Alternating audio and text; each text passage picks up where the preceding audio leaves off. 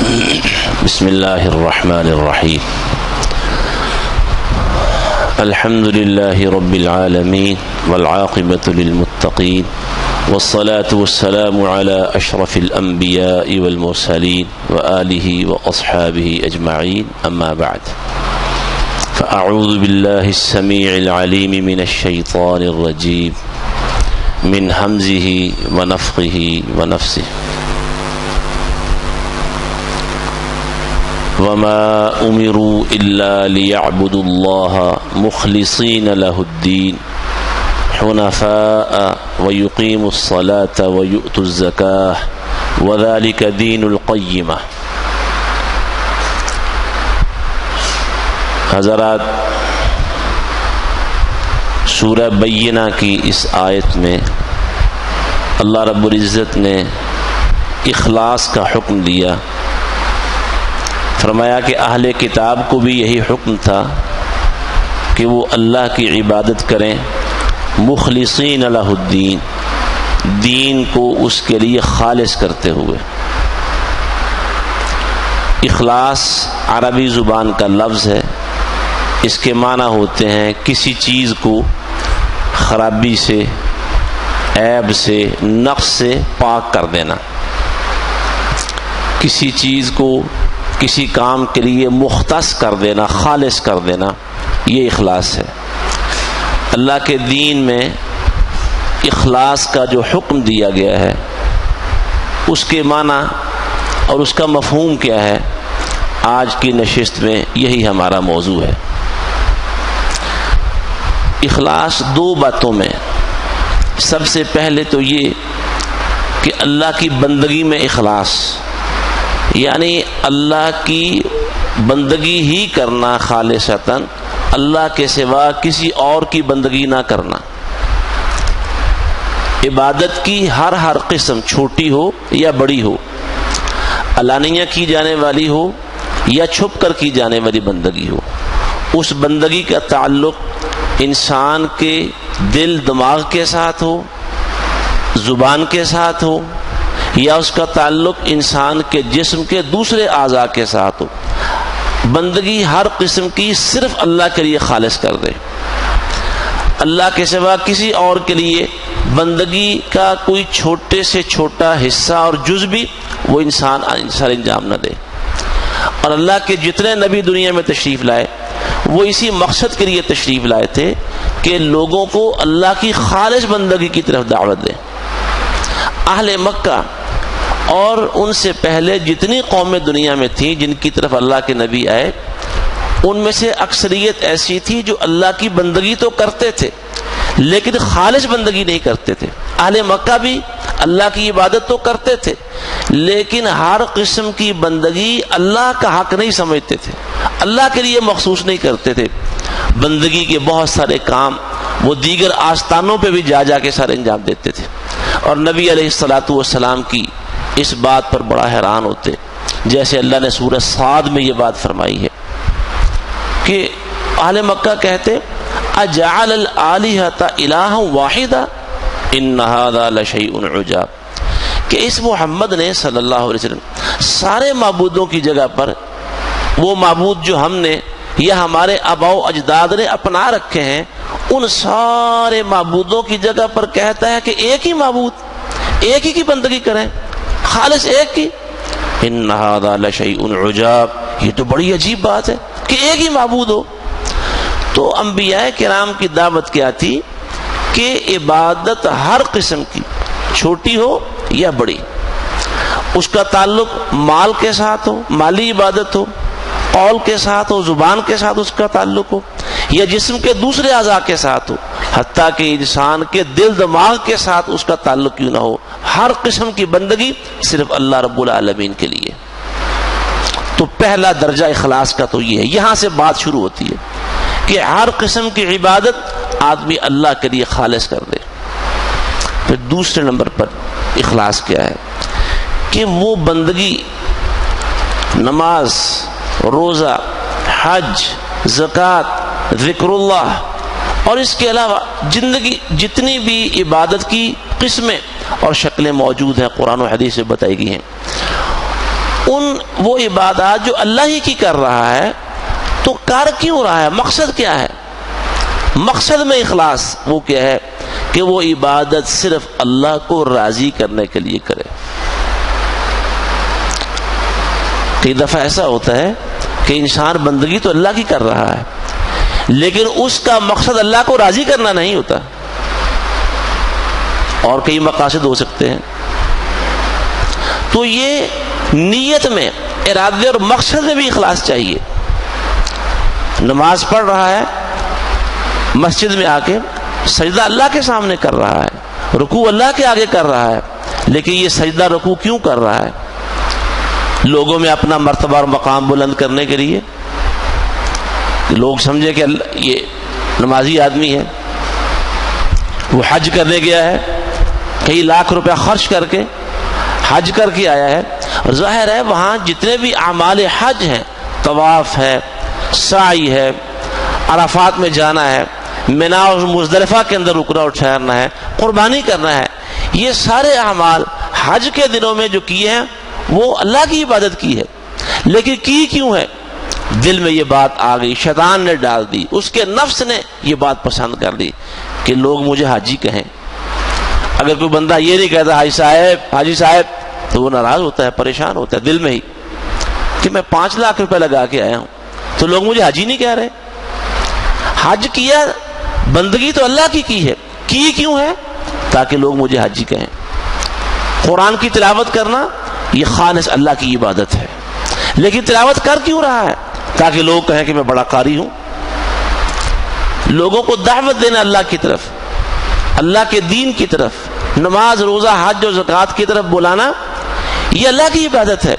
لیکن دعوت دینے والا مولوی صاحب، خطیب صاحب، درس دینے والے مدرس صاحب یہ دعوت کیوں دے رہے ہیں؟ تاکہ لوگ کہیں کہ بڑا عالم ہے. اور وہ لوگوں سے پوچھتا ہے پھر خدا نہ خواستہ کہ بتاؤ آج میری تقریر کیسی ہوئی ہے، کیسا خطاب کیا ہے میں نے، اور لوگ تعریف کریں تو خوش ہو جائے. گویا اس نے عبادت تو اللہ کی ہے، لیکن نیت کیا ہے، ارادہ کیا ہے، مقصد کیا ہے؟ تو پہلے نمبر پر اخلاص کیا ہے؟ اللہ کی عبادت، خالص اللہ ہی کی عبادت کرنا. ساری عبادتیں، ساری بندگیاں، عبادت کی ساری قسمیں، ساری شکلیں وہ کس کے لیے ہیں؟ اللہ کے لیے ہے. عبادت اللہ کی. اور یہی بات اللہ نے فرمائی ہے، وما خلقت الجن والانس الا ليعبدون، میں نے جنوں اور انسانوں کو پیدا ہی اس لیے کیا ہے کہ وہ صرف میری ہی عبادت کریں اور کسی کی عبادت نہ کریں. یہ پہلا درجہ ہے اخلاص کا، یہیں سے شروع ہوتا ہے. اور دوسرا درجہ کیا ہے اخلاص کا؟ کہ یہ جو اللہ کی عبادت کر رہا ہے کر کیوں رہا ہے؟ مقصد کیا ہے؟ مقصد میں، ارادے میں اور نیت میں بھی اخلاص ہو.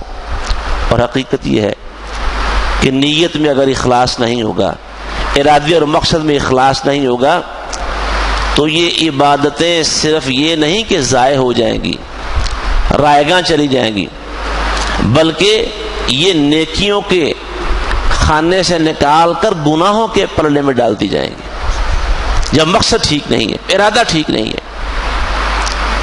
سنن نسائی وغیرہ میں سیدنا ابو ہریرہ رضی اللہ تعالی عنہ سے مروی حدیث میں یہی بات موجود ہے کہ وہ لوگوں کو قرآن پڑھ پڑھ سنانے والا شخص، اللہ کے راستے میں انفاق کے دریا بہانے والا شخص، اور اللہ تعالیٰ کے راستے میں جہاد کرتے کرتے شہادت کا جام پی جانے والا شخص قیامت کے دن ان تینوں بڑے بڑے عمل کرنے والے لوگوں کو سب سے پہلے جہنم میں ڈالا جائے گا.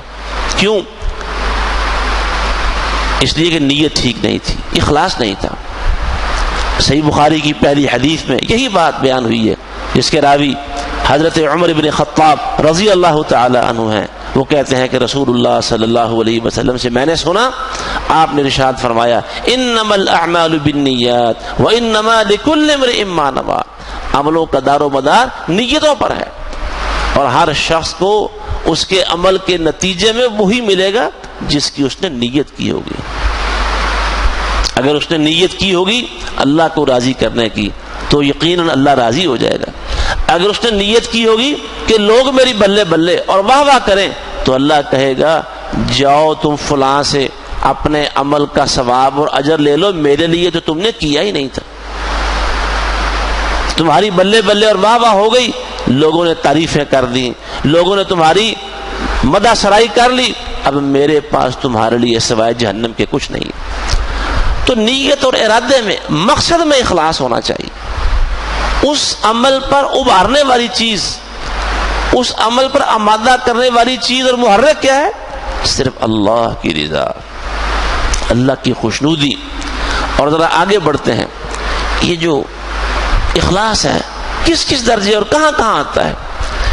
یہ محبت میں بھی اخلاص، کہ کوئی عمل جب انسان کرے تو وہ صرف اللہ کی محبت میں کرے، اللہ کی محبت میں۔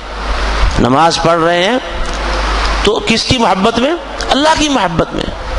محبت میں اخلاص، ایمان والے اللہ کی محبت میں خالص ہوتے ہیں۔ والذین آمنوا اشد حبا للہ، اللہ کی محبت میں اخلاص، حتیٰ کہ اگر کسی بندے سے محبت ہے تو وہ محبت بھی اللہ کی خاطر ہو۔ محبت میں اخلاص، محبت میں اخلاص کے دو معنی ہو گئے، کہ وہ عمل خالصتاً اللہ کی محبت میں کرے، اس عمل کا محرک اللہ کی محبت اور رضا ہو۔ اور اگر کسی بندے کے ساتھ محبت ہے، ہوتی ہے نا محبت ایک دوسرے کے ساتھ، فطری محبتیں، لوگوں کی ہمسائے سے محبت، کسی اور شخص سے، مسجد کے نمازی سے محبت۔ کیوں محبت؟ اس لیے نہیں کہ اس کے پاس دولت ہے زیادہ، یہ بڑی اپروچ والا آدمی ہے، پہنچ بڑی، ہاتھ بڑے لمبے ہیں اس کے، اس طرح کے لوگ کسی مشکل وقت میں کام آ جاتے ہیں، اس لیے نہیں۔ اس لیے محبت کہ یہ توحید والا شخص ہے، یہ سنت پر عمل کرنے والا شخص ہے، یہ نیک آدمی ہے، یہ حلال کماتا ہے، اس کا اخلاق بہت اچھا ہے، اس کی زندگی بڑی خوبصورت ہے، سنت کے مطابق زندگی گزارتا ہے، اس لیے محبت کرے۔ محبت میں اخلاص۔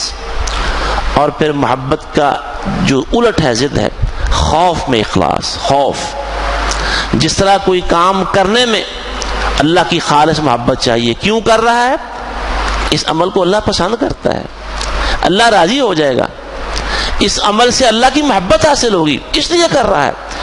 اس لیے جب کسی کام کو چھوڑنا ہو، ترک کرنا ہو، تو صرف اللہ سے ڈرتے ہوئے ترک کرے۔ دیکھیے کتنی دفعہ جس طرح عمل کرنے میں شیطان داؤ لگاتا ہے کہ نیت پہ حملہ کرتا ہے، اس لیے عمل کر رہا ہے کہ لوگ راضی ہو جائیں، لوگ بلے بلے اور واہ واہ کریں، تعریفیں کریں۔ اس طرح کئی دفعہ ایسا ہوتا ہے، انسان ایک غلط کام ترک کر دیتا ہے، چھوڑ دیتا ہے، اس لیے نہیں چھوڑتا کہ اللہ ناراض ہوگا اگر میں نے یہ کام کیا، اس لیے چھوڑتا ہے لوگ کہیں گے دیکھو مسجد کا نمازی ہے، منہ پہ داڑھی رکھی ہوئی ہے اور کتنا برا کام کر رہا ہے۔ نہیں نہیں نہیں نہیں، لوگوں میں اپنی رسوائی سے ڈرتے ہوئے، لوگوں میں اپنی نیک نامی پر جو حرف آنا ہے اس سے ڈرتے ہوئے، اس لیے وہ غلط کام چھوڑ رہا ہے کہ لوگ کیا کہیں گے۔ یہاں بھی شیطان انسان پر بڑا حملہ کرتا ہے، لیکن انسان کو سمجھ میں نہیں آتی، اللہ اپنی پناہ نصیب فرمائے۔ جب کوئی کام چھوڑنا ہے، چھوڑنے میں بھی اخلاص ہونا چاہیے۔ وہ اخلاص کیا ہے؟ صرف اللہ سے ڈرتے ہوئے چھوڑے۔ جیسے اللہ نے کہا فلا تخشوہم واخشون، یہود و نصارہ اللہ کے باغی، اللہ کے دشمن، ان سے نہ ڈرو، صرف مجھ سے ڈرو۔ الیوم یئس الذین کفروا من دینکم، فرمایا آج کافر تمہارے دین سے مایوس ہو گئے ہیں۔ کافروں نے بڑی رکاوٹیں کھڑی کی اللہ کے دین کے راستے میں، اور آج جب حجۃ الوداع کا موقع آ گیا ہے اور انہوں نے مسلمانوں کا ایک جم غفیر یہاں حج کے لیے عرفات کے میدان میں جمع ہوتا ہوا دیکھ لیا ہے، 1.5 لاکھ کے قریب صحابہ تھے رسول اللہ کے ساتھ حج کے موقع پر، 1.5 لاکھ کے قریب۔ غور کیجئے اس زمانے میں حج کے لیے 1.5 لاکھ لوگوں کا جمع ہو جانا معمولی واقعہ نہیں تھا، 1.5 لاکھ۔ جب کافروں نے یہ دیکھا کہ اتنا بڑا جمع غفیر جمع ہو گیا ہے محمد کے ساتھ، تو پھر ان کے دلوں میں اسلام کی شمع گل کرنے اور بجھانے کی جو ایک اندر امنگ آرزو موجود تھی، خواہش موجود تھی، اس دن وہ ساری کی ساری خواہشیں ان کی دم توڑ گئی کہ نہیں بھی اب اس دین کی شمع بجھائی نہیں جا سکے گی۔ آج وہ مایوس ہو گئے۔ فرمایا فلا تخشوہم، لہذا تمہیں ان سے ڈرنے کی کوئی ضرورت نہیں ہے، واخشون، صرف مجھ سے ڈرو تم۔ تو ڈرنے میں بھی اخلاص۔ کوئی کام اگر چھوڑ رہے ہیں، ترک کر رہے ہیں، تو کیوں چھوڑ رہے ہیں, کیوں ترک کر رہے ہیں؟ اس لیے کہ لوگ ایسا اور ویسا کہیں گے. لوگ کہیں گے نمازی, حاجی, مولوی صاحب, مسجد کے خطیب, امام, فلاں اور فلاں. نہیں نہیں نہیں, لوگوں میں نیک نیتی متاثر ہوگی, اس لیے میں نے یہ کام نہیں کرنا. بیڑا غرق ہو گیا انسان کا. تو ڈرنے میں بھی اخلاص. کیوں ترک کر رہے ہیں؟ خالصتاً اللہ سے ڈرتے ہوئے. لوگوں سے جو تعلقات ہیں, میل ملاقات, اس میں بھی اخلاص. وہ میل ملاقات کیوں ہونے چاہیے؟ تعلقات کیوں ہونا چاہیے؟ رشتہ داری کیوں نبھانی چاہیے؟ اللہ کا حکم ہے. اللہ نے کہا ہے قرابت داروں سے ملو, رشتہ داریوں کو نبھاؤ, صلہ رحمی کیا کرو. اس لیے کرنا ہے, اس لیے نہیں کہ صلہ رحمی کریں گے لوگ اسے پسند کریں گے. نہیں, اس لیے کہ اللہ اسے پسند کرتا ہے. تعلقات میں اخلاص, اللہ کے رضا کے لیے, اللہ کی خاطر. اور اگر کسی کو چھوڑنا ہے, ترک کرنا ہے, اللہ کی خاطر. چھوڑنے میں بھی اللہ کی رضا مقصود ہو.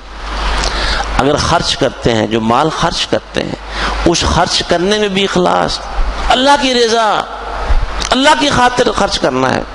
اور اگر کہیں خرچ نہیں کر رہا کہ یہاں میں نے خرچ نہیں کرنا, اس لیے نہیں کہ فلاں بندہ ہے, نہیں نہیں اس کو میں نے نہیں دینا, یہ بندہ میرے ساتھ مخلص نہیں ہے, اس پر خرچ نہیں کرنا.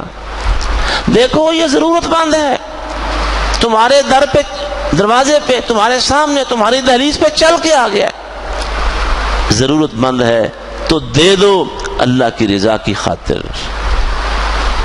تمہارے ساتھ اس کے تعلقات اچھے ہیں یا اچھے نہیں ہیں, وہ تمہارے ساتھ راہ و رسم رکھتا ہے یا نہیں رکھتا, اگر دینا ہے تو اس لیے دو کہ اللہ کو دینا پسند ہے.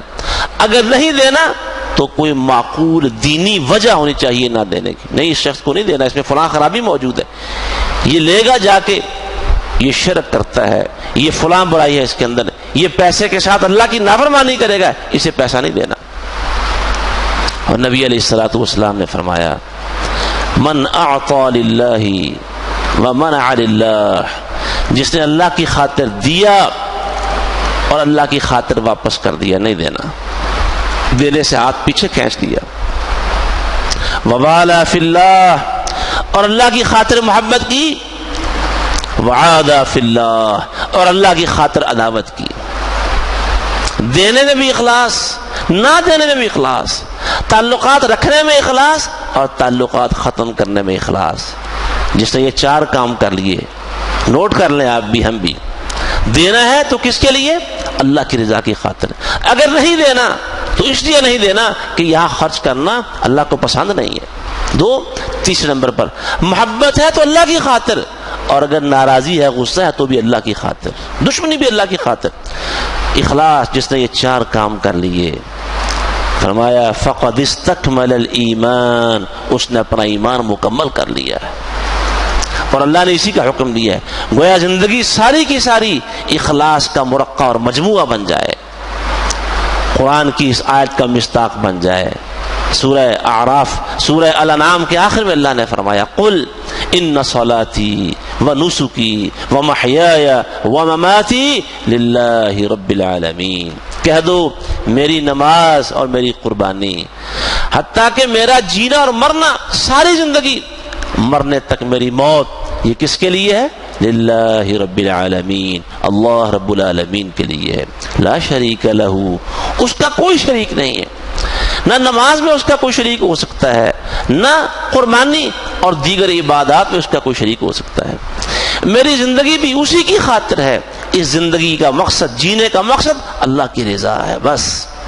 اور جب مروں گا تو اللہ کے نام پہ مروں گا, اس مرنے میں بھی اللہ کے ساتھ کوئی شریک نہیں ہو سکتا. لا شریک لہ وبذالک امرت, اور مجھے اسی بات کا حکم ملا ہے, وانا اول المسلمین, اور میں مسلمانوں میں سے پہلا ہوں. اور یہ جو اخلاص ہے, جیسے میں نے عرض کیا, محبت میں اخلاص, میری اور آپ کی محبت, رشتہ داروں کی محبت, نمازیوں سے محبت, اس محبت میں اخلاص. کیا اخلاص؟ صرف اللہ کے لیے, ایک اللہ کی خاطر. اور اس کا اجر جب اخلاص آتا ہے, ایک حدیث سنیے اور بات ختم کرتے ہیں. جب اخلاص آتا ہے, مفہوم سمجھ گئے نا اخلاص کا, اور اس کے طریقے کیا ہیں, کہاں کہاں اخلاص ہے. نماز میں اخلاص, روزے میں, اور یہ روزہ تو اول سے آخر تک ہے ہی نرا اخلاص. روزہ اللہ کی وہ واحد عبادت ہے جس میں ریاکاری اور اس طرح کا کوئی شائبہ داخل نہیں ہو سکتا،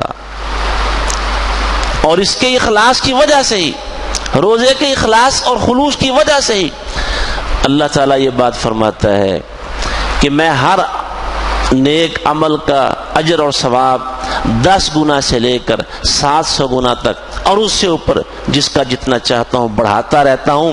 اور مفہوم کیا ہے؟ اللہ فرشتوں کو بتا دیتا ہے اتنا لکھ دو، اتنا لکھ دو، اتنا لکھ دو، وہ لکھتے رہتے ہیں. الا الصوم، سوائے روزے کے.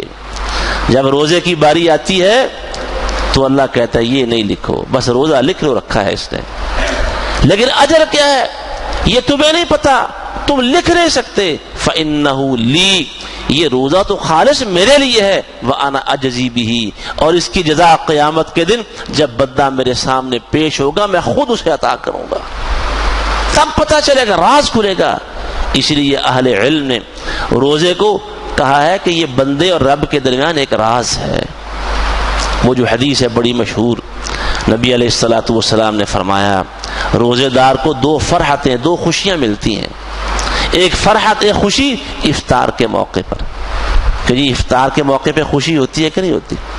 دعا بھی اسی خوشی والی ہے کہ ذهب الظمأ، پیاس چلی گئی، وابتلت العروق، رگیں تر ہو گئیں، وثبت الاجر انشاء اللہ، اور اللہ کے حکم سے اجر پکا ہو گیا. خوشی ہوتی ہے کہ نہیں ہوتی. پانی کا گھونٹ پیتا ہے انسان کو خوشی ملتی ہے، پانی پینے سے بھی.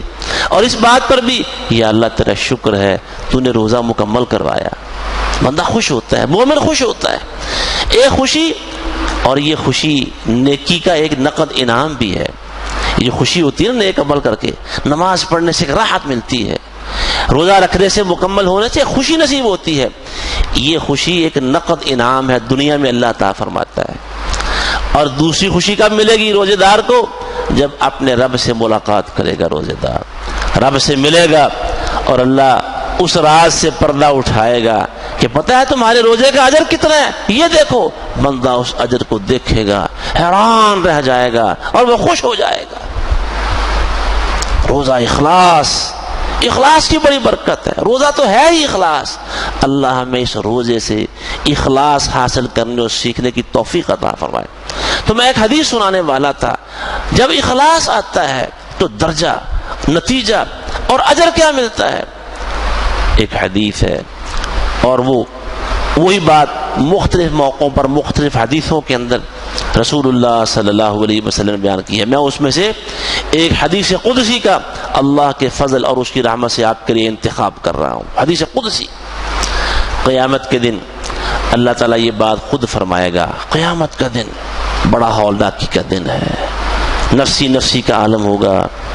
گرمی اس قدر شدت اختیار کی ہوگی کہ آج دنیا میں تصور نہیں کر سکتے.